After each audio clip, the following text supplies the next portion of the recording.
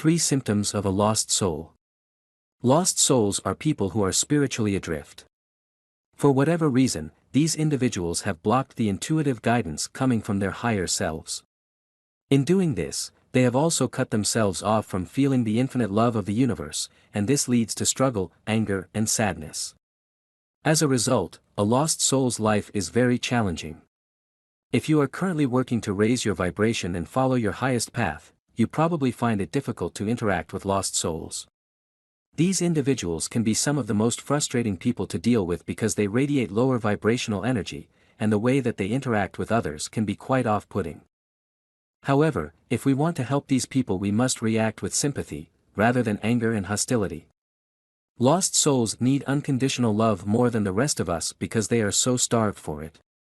Although this may be challenging at times, love and acceptance are really the only things we can give to help others who have lost their way.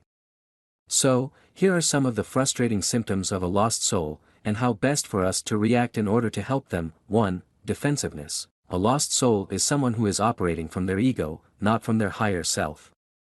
Because they are largely ego-driven, lost souls will often feel the need to defend their positions and assert that they are always right. And always know best. Even friendly advice that will genuinely help a lost soul is often immediately discarded with a "yeah, but," followed by a list of reasons why they believe the advice won't work for them. Your best reaction to this defensiveness: accept it. Do not engage in an argument with a lost soul, even if you feel like your advice is exactly what they need.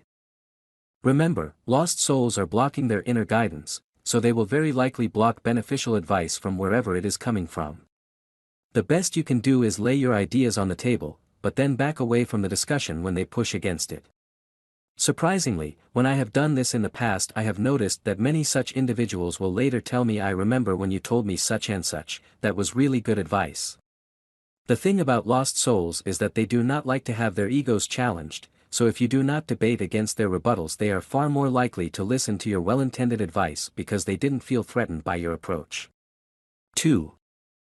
Closed-mindedness. Many times lost souls will not be interested in accepting different people and different choices. Again, the higher self is all-loving, and all-accepting.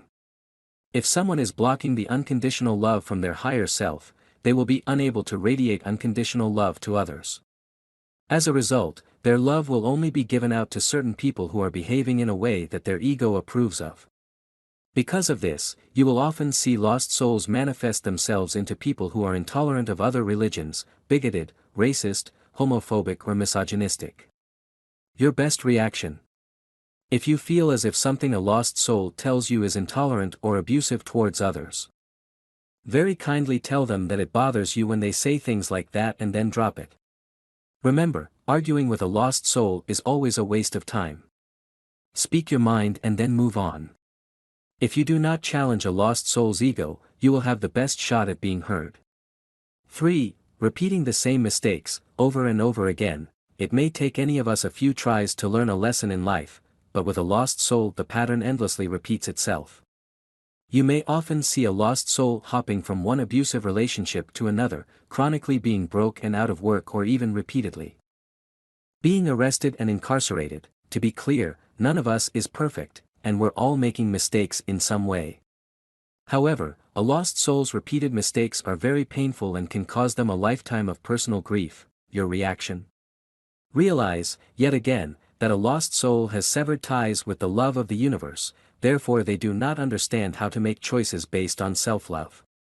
A lost soul has forgotten how to care for him or herself. These individuals are not making their life decisions because they are trying to hurt themselves or anyone else, but rather because they have become blind to the guidance of the universe. In fact, quite often they make poor choices because they are simply trying to distract themselves or numb the pain of the emptiness they feel from being spiritually disconnected. Please do not judge them, do not chastise them, and do not belittle their struggles. Accept them where they are, and love them anyways. This doesn't mean that you should allow them to pull you into their chaotic storms, but do let them know that you care about them and you want the very best for them. Loving them from afar still counts. It can indeed be very frustrating to deal with a lost soul. The defensiveness, close-mindedness, and continuous self-harm can be very unpleasant to witness and interact with.